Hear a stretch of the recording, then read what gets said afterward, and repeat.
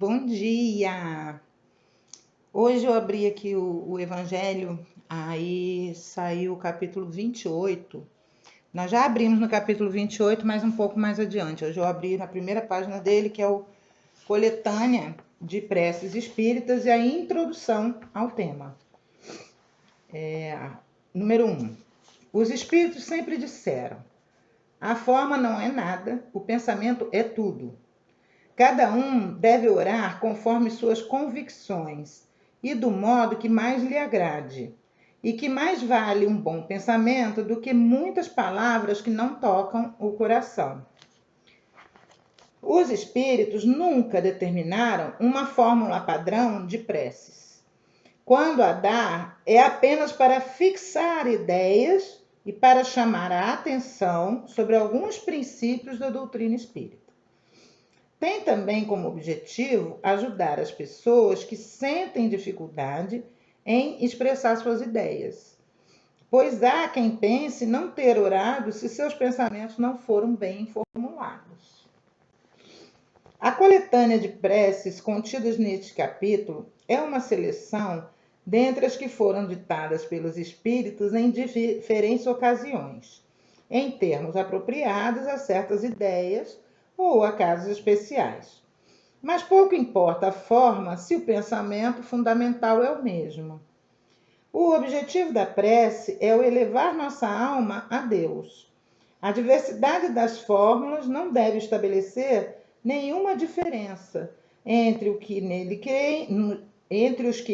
creem e ainda menos entre os espíritas, pois Deus aceita todas as preces, quando são sinceras.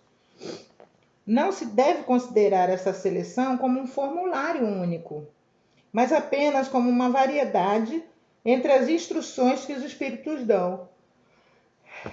Tem sido uma constante isso, tá? Tem explicação, não é o caso agora, mas tem explicação isso. Mas vamos lá. É uma aplicação dos princípios da moral evangélica, os princípios da moral evangélica desenvolvidos nesse livro. Um complemento dos seus ditados sobre os deveres para com Deus e o próximo, em que são lembrados todos os princípios da doutrina espírita. O Espiritismo reconhece como boas as preces de todos os cultos, quando ditas de coração, e não da boca para fora.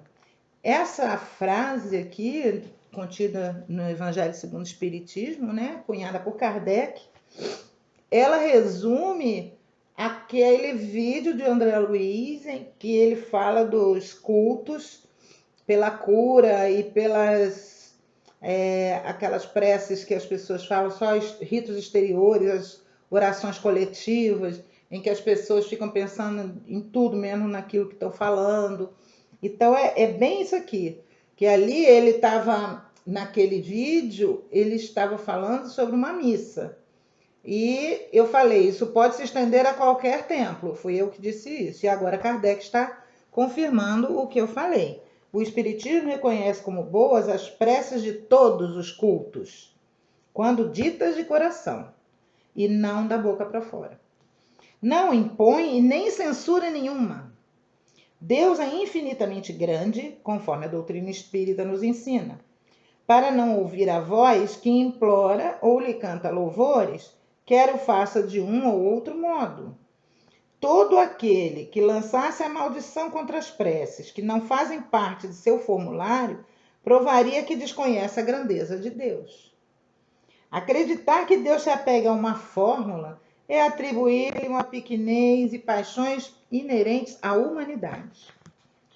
Uma condição essencial da prece, conforme nos diz o apóstolo Paulo, é a de ser inteligível, bem compreendida, a fim de que possa ser sentida com a alma. Precisa ser dita numa língua entendida por aquele que ora. Ou seja, não adianta você ficar fazendo prece em latim sem você saber o que está falando, né? Me desculpem quem gosta aí do mantra, o Horemio Kenko. Se você não sabe o que significa isso, não adianta ficar repetindo mantra, só o som da palavra. Tudo bem que existe uma vibração capaz de movimentar energias, Mas tudo isso só tem valor quando o seu pensamento está atuando. Sem a sua vontade, sem a sua força mental, tudo é fantasia, tudo é misticismo. Há preces em linguagem comum que não dizem muito mais ao pensamento do que se fossem feitas numa linguagem desconhecida, e que por isso mesmo também não tocam o coração. As raras ideias que encerram são muitas vezes sufocadas pela grande quantidade de palavras e pelas ideias místicas da linguagem. As principais qualidades da prece são, então aqui vamos resumir todos os estudos de prece em todos os vídeos com esse ensinamento aqui de Kardec. As principais qualidades da prece são clareza, simplicidade, precisão, sem excesso de palavras, nem adjetivações inúteis, que são apenas enfeites de brilho falso. Cada palavra deve ter sua importância. Revelar uma ideia, tocar a alma, deve nos fazer pensar. Somente com essa condição, a prece pode atingir seu objetivo. De outro modo, é apenas palavreado. Notai com que ar de distração e desinteresses as preces são ditas na maioria dos casos. Vêem-se lábios que se movimentam, mas na expressão do rosto e mesmo no som da voz se reconhece que há um automatismo. Eu já falei sobre automatismos também. E no mesmo vídeo que a gente fala sobre as orações coletivas, tá? Puramente exterior, ao qual a alma permanece indiferente. Então, há muitas preces decoradas, eu adoro, gente, eu faço todo dia o terço de Maria Passa na Frente. Mas por que eu faço? Porque eu gosto de rezar terço? Não sou católica, não. É porque ele facilita você a mentalizar a imagem. Quando você pega e repete, Maria passa na frente, vai abrindo caminhos, abrindo casas, portas e portões, casas e corações. Eu costumo fazer essa prece sempre que eu estou indo para alguma coisa que eu preciso de uma fortaleza, principalmente nesses momentos em que eu ando muito ansiosa, que eu tenho que ficar à base de medicação, aquela insegurança, o medo do pânico. Aí eu penso nela. Você pode pensar em Jesus, passa na frente. Se você for de culto, por exemplo, São Jorge, passa na frente. Quem você preferir? Bezerra de Menezes passa na frente. Aquele que for do seu coração, em quem você deposite a fé e a quem você esteja recorrendo, você coloca, né? A mãe indo à frente, seus filhos estarão protegidos. Então, é como se aqueles elementos do bem fossem indo na frente, limpando os obstáculos que você não mereça passar, né? Criando uma atmosfera de entendimento para que você possa passar por aquilo com compreensão, entendeu? Então, eu gosto muito. Todo dia eu faço por mim e pelos meus amigos que estão precisando. Eu faço essa corrente do Maria Passa na Frente e eu vou imaginando, não só Maria, eu imagino Rainha Santa Isabel de Aragão, imagino Joana de Ângeles, aqueles seres femininos todos assim na frente, irradiando luz, e nós, pobres coitados, precisando dessa luz, indo atrás, cada um na sua dor. Uns que estão sofrendo aí com dores perversas do câncer, do lúpus, outros que estão sofrendo desemprego, ameaças mesmo até de ficar sem casa. Tenho amigos sofrendo de várias coisas, de várias. Outros que estão na mesma situação que eu, de pânico, sem ver uma solução para a vida, com medo de sair na rua. Então eu vou botando todo mundo no séquito ali, né? E Maria vai na frente com aquelas mulheres maravilhosas, né? Eu vejo todas elas assim, é fácil de mentalizar. E eu acho que esse quadro, essa imagem, ela é mais forte do que se você ficar falando as palavras. Então eu boto no vídeo, no vídeo da Canção Nova, ele fica falando, quem está repetindo é o vídeo. E eu só fico mentalizando o quadro, porque uma imagem vale mais do que 1000 palavras. Aí eu fico imaginando a gente andando nessa treva da terra, com esses seres iluminados abrindo o caminho, abrindo, tirando aquelas negatividades, entendeu? Iluminando nossas cabeças para enxergarmos as coisas que estão à nossa volta, onde a gente pode pegar uma oportunidade, aonde a gente pode achar um tratamento adequado, um lenitivo para a nossa dor. É a minha experiência que eu acho que é válida para passar para vocês, para todos que estão com dificuldade de firmar o pensamento, porque um dos efeitos do burnout é esse, você não tem concentração. Esse trabalho dos vídeos é para isso também, para eu conseguir concentrar a minha atenção em alguma coisa, porque antes eu sempre me socorria no estudo, então o que me salvou das outras depressões, eu caía dentro do estudo para concurso, ou para faculdade, para mestrado. E hoje eu não consigo mais estudar nada. Então, aqui está me forçando, por isso eu abro na hora, entendeu? Só o André Luiz é que eu ainda dou uma preparada antes, porque eu tenho um índice, né? Então, eu vou lá no índice, lá tem as passagens, eu olho o que está dizendo, faço o link, né? Entre as coisas que ele diz, e isso aí é só mais um exercício de juntar. Mas, assim, de sentar, estudar um texto com carinho, eu não estou tendo condição de fazer isso. Então, estou invadindo aqui o ponto, vou voltar para o ponto, mas já passei um pouco da minha experiência pessoal para vocês, porque eu sei que hoje não só é difícil pela gente manter a concentração, como também os nossos adversários impedem, né? A gente quer pensar numa coisa reta e vem uma ideia atravessando outra, né? E eu só lembro da comunidade que tinha no Orkut chamando penso, logo não durmo.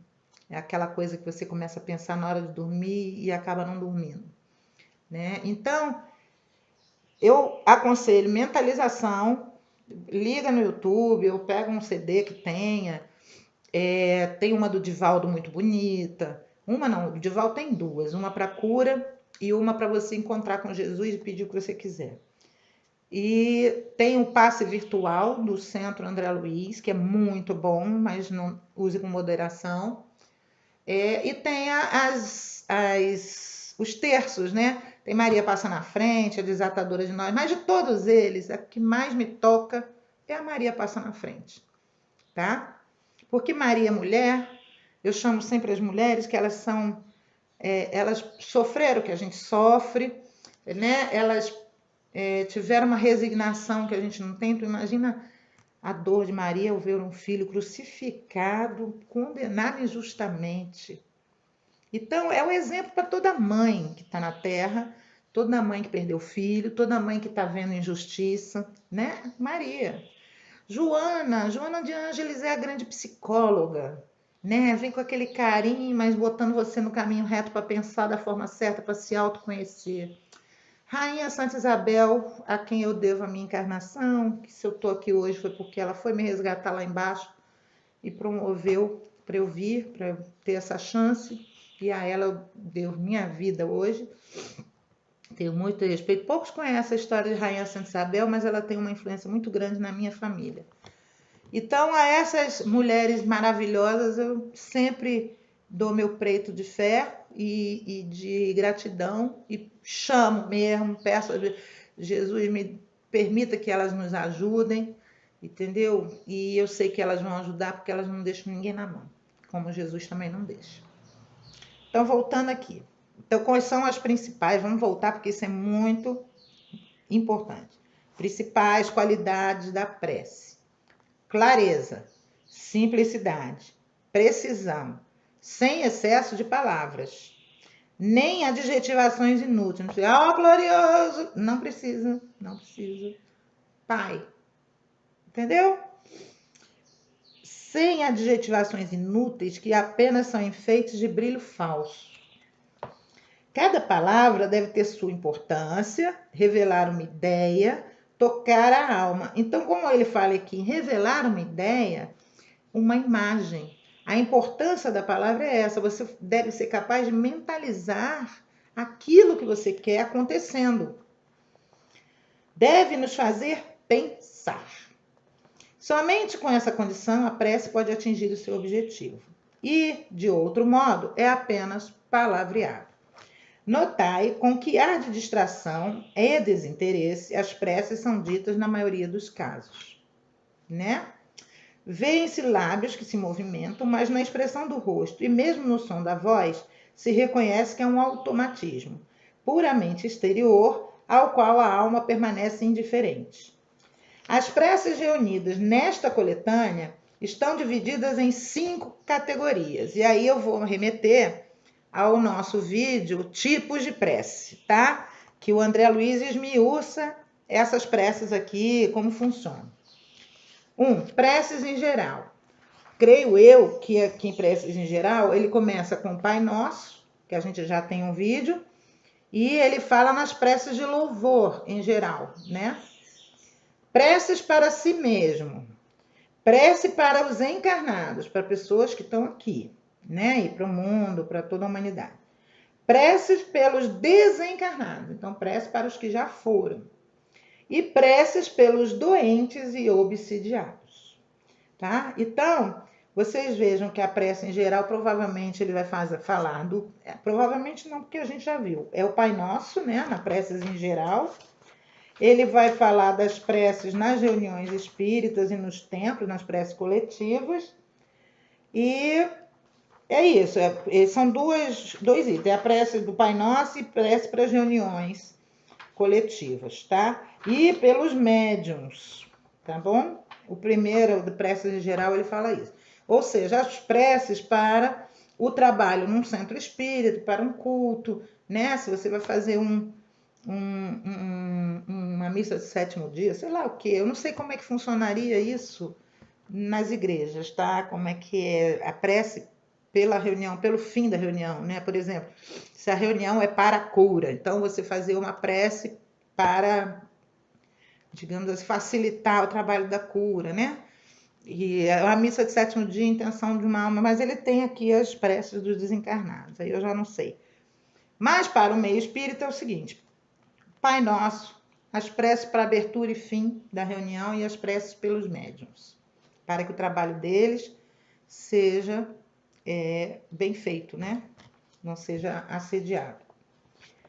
Com o fim de chamar a atenção mais particularmente sobre o objetivo de cada prece e tornar mais compreensível o seu sentido, são todas elas aqui, precedidas de uma exposição de motivos sob o título de instrução preliminar. Vocês vejam como Kardec ele é, né, didático. Então ele faz uma coletânea de preces, faz uma introdução. Em cada parte daquelas que ele for fazer, ele vai fazer uma outra introdução, explicando, tá? E eu acho que a espiritualidade abençoa nosso trabalho sobre prece. Devia estar faltando isso, né? Porque realmente acho que nesse último vídeo da oração na codificação eu não falei sobre esse capítulo da coletânea de preces e vieram me chamar, né? Atenção. E tanto vieram que também abri o Espírito de Verdade hoje, eu fui ver, porque o Espírito de Verdade ele comenta passagens do Evangelho segundo o Espiritismo. E aí a última mensagem do Emmanuel nesse livro é sobre a prece no templo espírita, que vai finalizar com aquela prece, né, para todos os fins dele ali, que é justamente o primeiro item, né, preces em geral. Então ele diz, qual a prece em si: Senhor Jesus, abençoa por misericórdia o lar que nos deste ao serviço da oração. Reúne-nos aqui em teu amor e ensina-nos a procurar-te para que não nos percamos à margem do caminho. Nos instantes felizes, sê nossa força para que a alegria não nos torne ingratos e insensíveis. Nos momentos amargos, sê nosso arrimo para que a tristeza não nos faça abatidos e inúteis. Nos dias claros, concede-nos a bênção do suor no trabalho digno. Nas noites tempestuosas, esclarece-nos o espírito para que te entendamos a advertência. Inclina-nos a pensar sentindo, para que não guardemos gelo no cérebro, e induze-nos a sentir pensando, para que não tenhamos fogo no coração. Ajuda-nos para que a caridade em nossa existência não seja vaidade, que dilacere os outros, e para que a humildade em nossos dias não seja orgulho rastejante. Auxilia-nos para que a nossa fé não se converta em fanatismo, e para que o nosso destemor não se transforme em petulância. Amorável benfeitor, perdoa as nossas faltas. Mestre sublime, reergue-nos para a lição. E, sobretudo, Senhor, faze que entendamos a divina vontade, a fim de que, aprendendo a servir contigo, saibamos dissolver a sombra de nossa presença na glória da tua luz. Emmanuel. Muito bacana essa prece, né, gente? Ela me lembrou a Ana das Rosas. Eu já falei da Ana das Rosas em alguns vídeos aí. Quem está acompanhando sabe quem é. Uma vez ela disse isso. O ser humano deveria decidir as coisas da razão com o coração. Estou apontando o coração do lado errado, né? E deveria resolver as coisas do coração com a razão. E Emmanuel fala isso aqui de uma maneira tão poética, tão linda. Muito lindo isso aqui que ele fala. Olha só. Inclina-nos a pensar sentindo, para que não guardemos gelo no cérebro. Então, na hora que for usar a razão, sentir, usar o sentido, né, o sentimento, para que o nosso cérebro não seja frio. Então, a gente tenha sensibilidade. Induze-nos a sentir, usar a coração, pensando. Ou seja, sentir, mas com racionalidade. Para que não tenhamos fogo no coração. Eu lembrei muito dela, porque ela falava isso quase que todas as vezes que ela se manifestava, ela dizia: o ser humano tem que aprender a decidir. Quando ele tiver que fazer uma decisão racional, usar o coração. E quando tiver que fazer uma decisão sentimental, usar a razão. Se levar ao contrário, cruzado, entendeu? Outra coisa que muito bonita aqui é essa dualidade que ele coloca, né? Que nos momentos felizes a gente tem que estar muito atento para não ficar só curtindo a felicidade e ser ingrato, esquecer de agradecer aquele momento. Então, pede a força a Deus, pede a Jesus, né? Que nos dê a força, a fim de que a alegria não nos faça ingratos e insensíveis. E que também nos momentos tristes a gente não fique abatido e inútil. Gente, se tem uma coisa que o burnout e o pânico e a depressão fazem da gente é tornar a gente abatido e inútil. Vocês não têm noção do que é ficar em cima de uma cama olhando para o teto sem coragem, sem força, sem alma, para levantar dali para fazer nada, até para comer, gente, para nada. Para nada. Tá? Só quem viveu isso sabe o que é isso. E eu tô dizendo isso porque minha mãe ficou horrorizada quando me viu desse jeito, que ela jamais tinha visto isso, né? E é uma doença, gente. É uma doença. Vocês têm que entender. Não digo, levanta daí, não diga. Sente do lado dessa pessoa e faça uma prece em silêncio. Essa prece aqui do Emmanuel, excelente, né? Faça uma prece nesse estilo aqui para ajudar aquela pessoa, porque não é uma coisa que dependa da nossa vontade. A gente não tem a vontade. Nos processos de depressão, de burnout e de pânico, a nossa vontade está obnubilada. Gostaram do termo? Ou seja, está obstruída. Em termos, eu posso dizer para vocês que é em termos, por quê? Porque eu não voltei a fumar. Então, a minha vontade de parar de fumar, ela se manteve reta ali, né? Muita gente volta a fumar no primeiro deslize. E eu, graças a Deus, tô atravessando já para o segundo ano. Eu tô há mais de um ano, né? Me tratando. e sem voltar a fumar, encarando isso com toda a tentação que vem ainda. Eu não tenho síndrome de abstinência, não, mas eu tenho as sugestões, né? Uma hora dessas, às vezes, quando eu saio assim, um cigarro agora faria bem, um cigarro agora me acalmaria. Vem essas ideias, e isso eu sei de quem são, né? Se você vê, lá vou eu de novo indicar a Anete Guimarães, Parasitose Espiritual, vocês vão entender do que eu estou falando. A prece é o nosso escudo e deve ser praticada e bem praticada. E aqui o Kardec ensina a gente como bem praticar.